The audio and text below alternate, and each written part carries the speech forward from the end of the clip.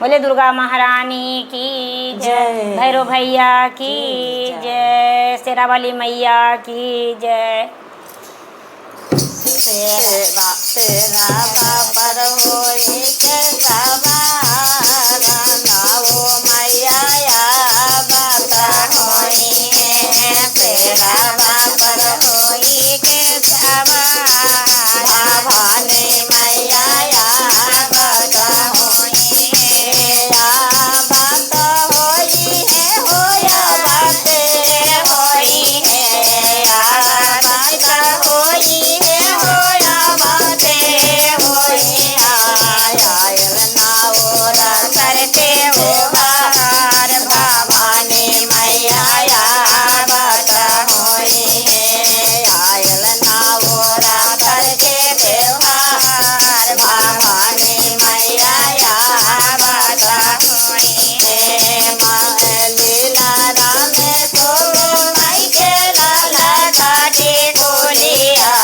लीला राम सोवे माई के लाला काटे गोलिया। मामिया में भाखारा सिंदूर भवानी मैया बात होई है। मामिया में भाखारा सिंदूर भवानी मैया बात होई है। तेरावा पर होई के सवार भवानी मैया बात होई है। कानो मैया जी के झुमका सोरे। कानो मैया जी के झुमका सोरे। नाथिया सोरे लाल भवानी मैया बात होई है।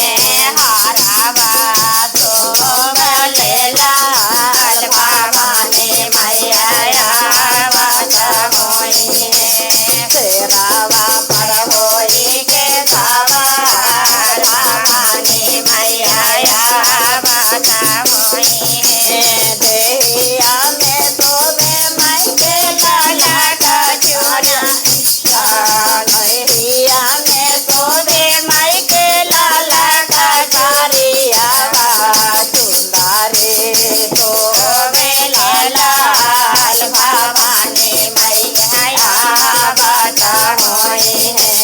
चुनारी सोवले लाल भवानी मैया बात होई है। तेरावा पर होई के सवार भवानी मैया बात होई है।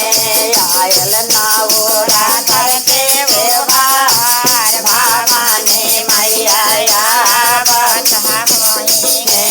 हाथों मैया जी के लाठी सोरे। हाथों मैया जी के लाना सोरे।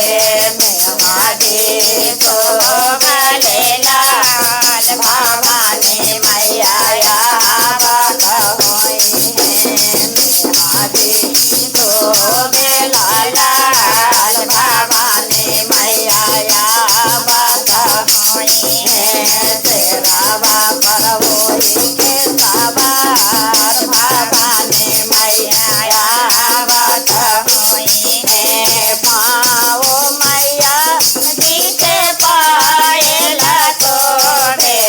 पाओ मैया जी के बिटिया सोबे। महावर सोबले लाल भवानी मैया बात होई है।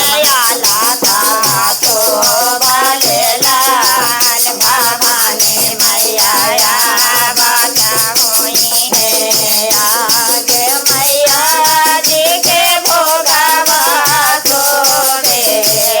आगे मैया जी के भोगावा सोरे। आरती सोबे लाल भवानी मैया बात होई है। ढोलावा सोबले लाल भवानी मैया बात